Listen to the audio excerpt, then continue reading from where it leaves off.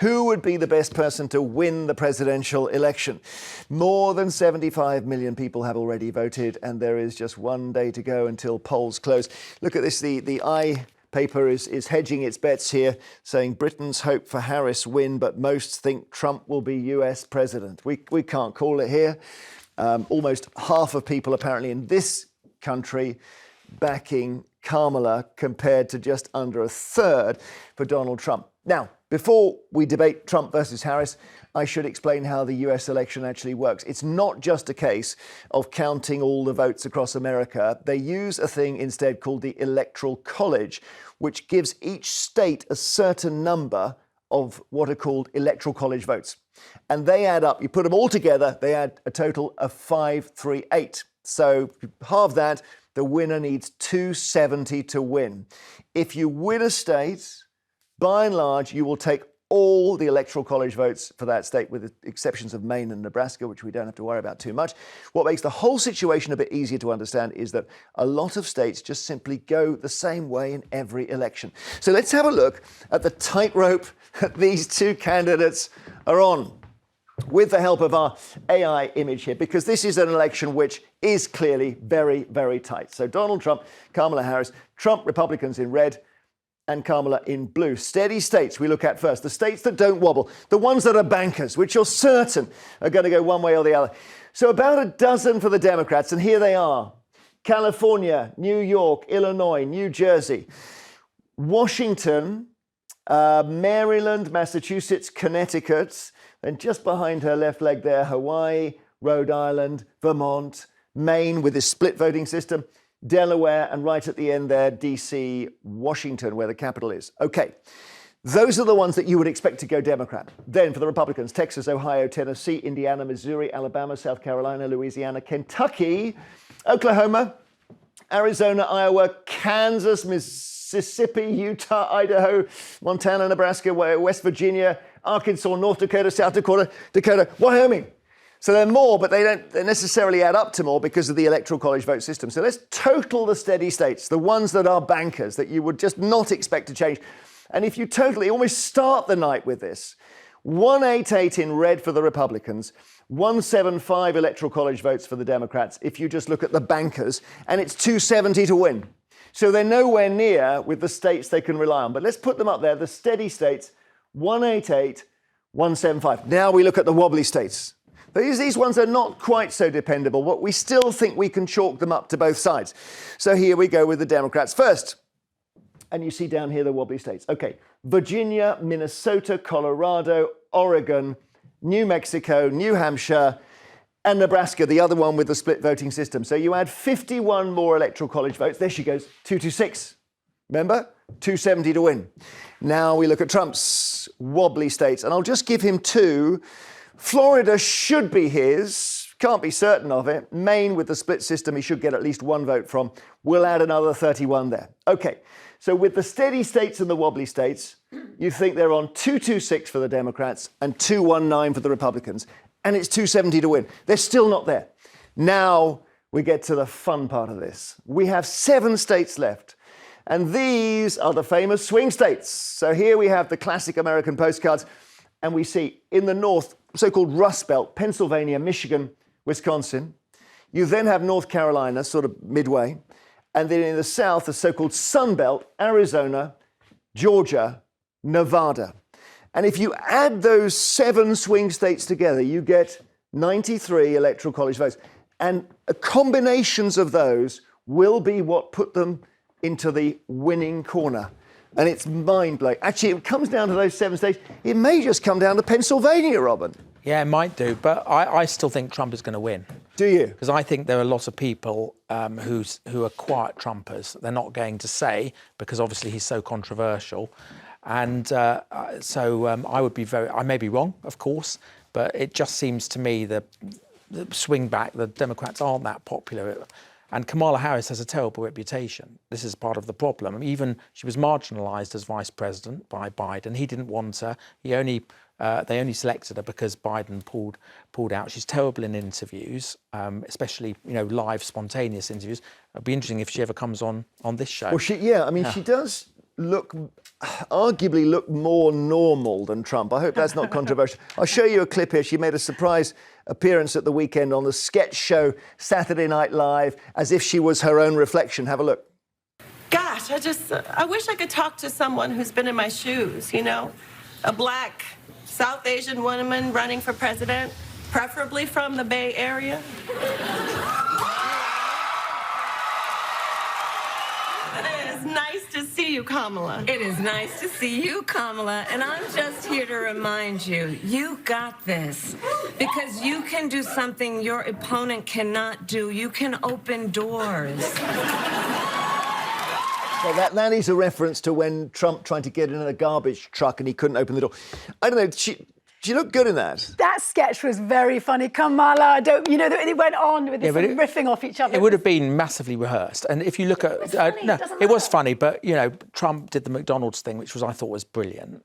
He did the garbage truck thing because Joe Biden called his supporters garbage. Yeah. And I thought that, again, whether he could open the door or not, it looked... And then he appeared in a kind of orange vest, sort of dustman's vest or refuse worker's vest at the rally. I thought it was incredibly impressive. And don't forget, the guy, when he was almost assassinated, the bullet grazed his ear. And then he said, fight, fight, fight. So I think he has as much personality. He may be a little crazy in some ways and controversial. By the way, I'm not necessarily saying I would vote for the guy, but I think he's pretty... I think he's going to win. Well, I think if you think there's secret Trumps, I think there's coy Kamalas. According to the research, that they don't want to admit in Pennsylvania to their big burly husband, they're going to go out and put a cross down for Kamala, but they're going to go and do it anyway. These coy Kamala voters tend to be... Well, it's funny you mention that because there's an advert narrated by Julia Roberts, no less. It's a terrible advert. You don't like it. Oh, it's become quite controversial. Have a look. Your turn, honey. In the one place in America where women still have a right to choose, you can vote any way you want. And no one will ever know. Did you make the right choice? Sure did, honey. Remember, what happens in the booth stays in the booth. Vote Harris Walls. Yeah, well, the most chauvinist, disgraceful advert. And that's the Democrats putting that out. Can you imagine if the Republicans had done something like that? There would be absolute outrage. But you don't think Kamala is out of it, and you think she's a worthy contender? I think she's got huge skin in the game still. It's all to play for. Let's see. I don't want to call it. I'm constantly reminded through my American friends, they may speak the same language and be Anglophone. They are so different from us. And I think if we read the temperature in this country, that doesn't mean that it's the same temperature in America. No, but what I am interested with regards to Robert, you say you wouldn't necessarily vote for Trump.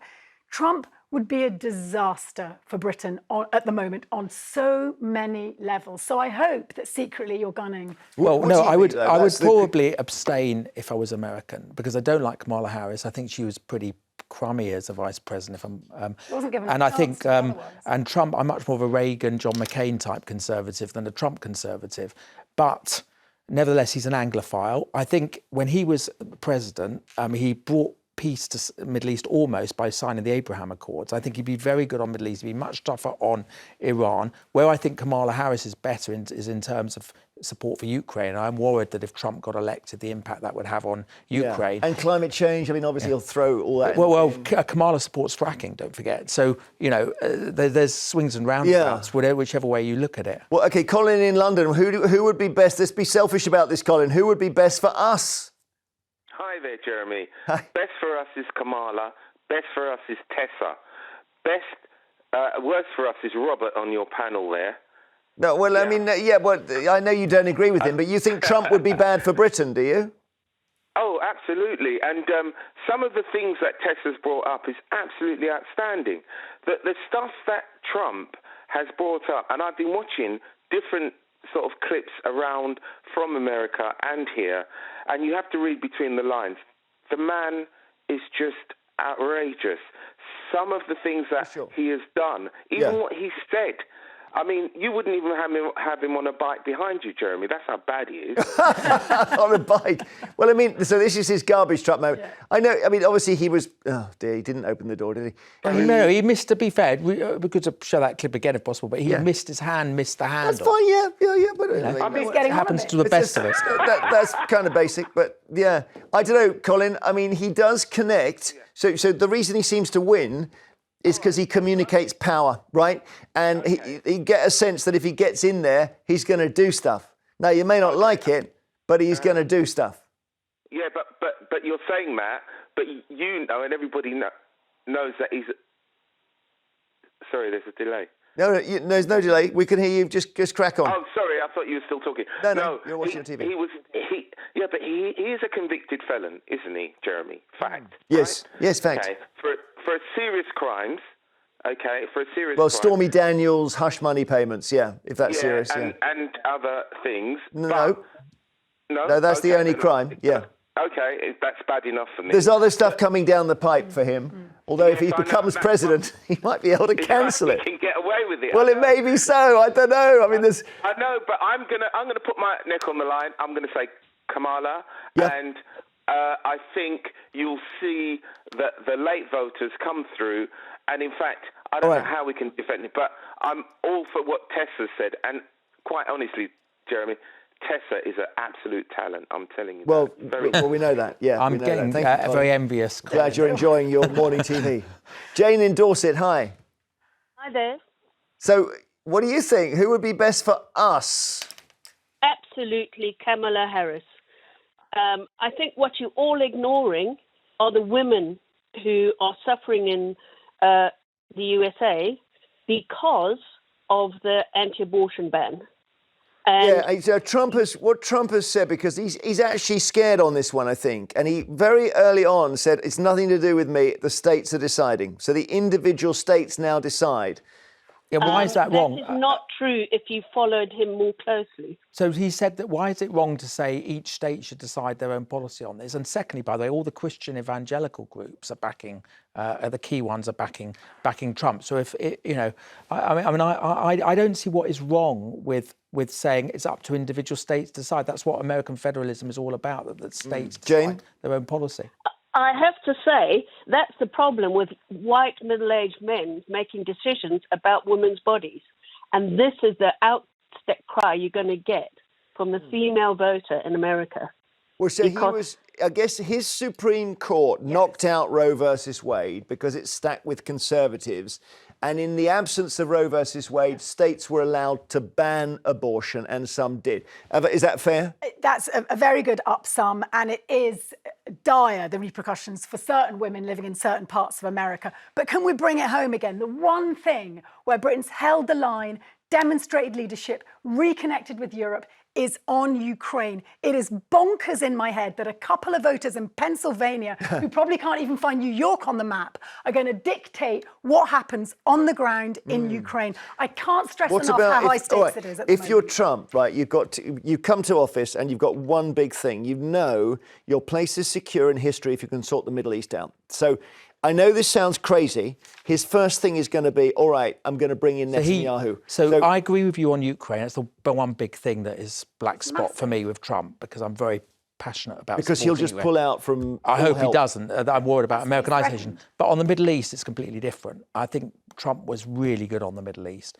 Getting Israel to sign the Abraham Accords with the Gulf states was incredible. Had the war in Gaza not happened, they would have signed it with Saudi Arabia. That's why the Iranians helped the Hamas do that awful massacre last October. There would have been an agreement with Saudi Arabia. It's tragic, because then you'd have had peace, you'd had a Palestinian state and all these kind of things. I think Trump will grip the Middle East if he gets in, and I think he'll stand up against Iran, but he will bring the Gulf states and Israel together. Let's just go to Ian in Leeds. Ian, who's best for us? Let's be selfish here. Who's best? Well, it's certainly not Trump, that's for sure. If we're looking at it from the British point of view, this is the same Donald Trump who's happy to screw over his own fellow Americans when it comes to things like Trump University, for example, or the fact that he doesn't pay contractors. And these are his own fellow Americans, and yet he says America first. So if he's willing to screw over his own Americans, why do people think that he's going to do Britain any special favours? It's absolute nonsense. Well, I suppose I don't know how to answer that. I mean, he would see it as he was trying to keep himself from bankruptcy, and as a successful business person, he pays a lot of tax. I don't know. You don't like him, obviously. Well, he wants to protect himself from bankruptcy, does he? What, the 6-time bankrupt? Oh, yeah. So this is the same man people keep saying is a fantastic businessman. Yeah. My left not foot sure he has is. more business acumen than Donald Trump. I'm not sure he is. Yeah. On that note, he does own large swathes of Scotland, we should remember.